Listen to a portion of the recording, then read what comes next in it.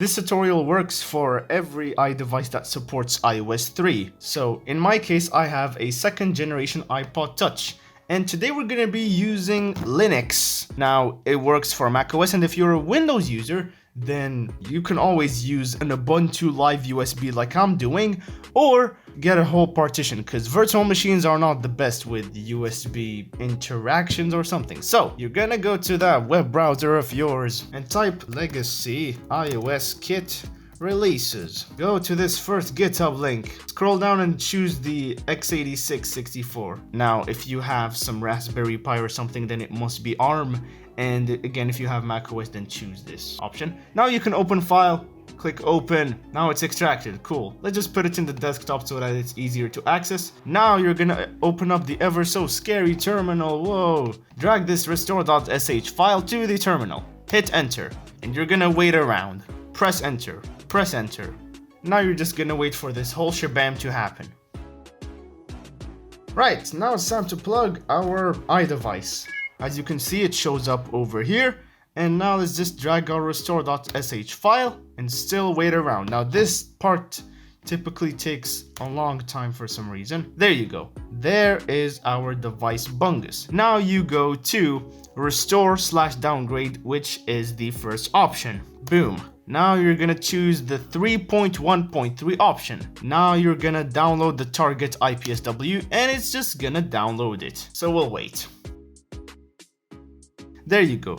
Now we can select, select the target IPSW. Should be this. We can always change the Apple logo on the boot up screen with a custom image, or the recovery screen with a custom image, but we're not going to do that. So we'll click on the third option, which is start restore. Hit enter. Now, this memory option is only if your computer has 8 GB of RAM or more. Now, mine has 12 GB of RAM, so I'm going to enable this option. If your computer has less than 8 GB of RAM, don't enable this option. So I'll click yes.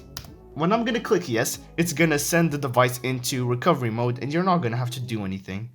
There you go. It's turned off, and there you go. Now it's in recovery mode. So now it's time to enter DFU mode. Now DFU mode, you have to hold the power button and the home button at the same time until the screen shuts down. And as soon as the screen shuts down, you're gonna release the power button and keep holding the home button. I'll just do it to clarify things. Right.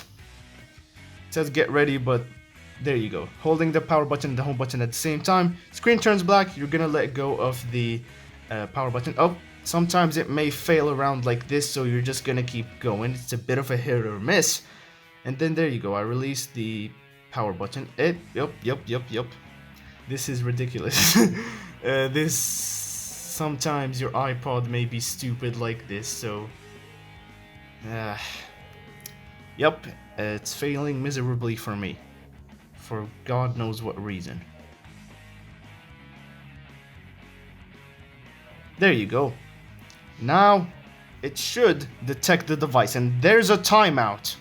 There you go. Reconnecting to device. Device is now in Pwn DFU mode. Now it's gonna do this whole bunch of shabam. As you can see, it takes several tries to get DFU mode right. So all we're gonna do is just keep waiting, and that's it. Now it's in a white screen, which is the restore mode. And again, you're not gonna do anything, just let it do everything by itself. Boom! And now it's restoring. You get this screen, and you're gonna wait for this bar to fill up.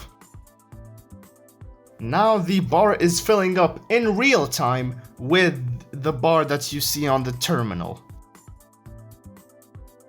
Now in this specific part, it takes a decent amount of time to finish this little bar, as you can see over here, so you're gonna have to wait for quite the time. And there you go! Your device has been restored, but we're still not done yet. As you can see, there's this line which typically just goes around by itself and doesn't really even finish all the way through. There you go. You can see this iTunes screen. Now we can just easily get through that. Let's drag the restore.sh file again to the terminal. There you go. Now we go attempt activation. And there we go. Now your device has been successfully restored to iOS 3.1.3. And there it is. Hey, support would be appreciated, and I hope you enjoyed this video. Peace.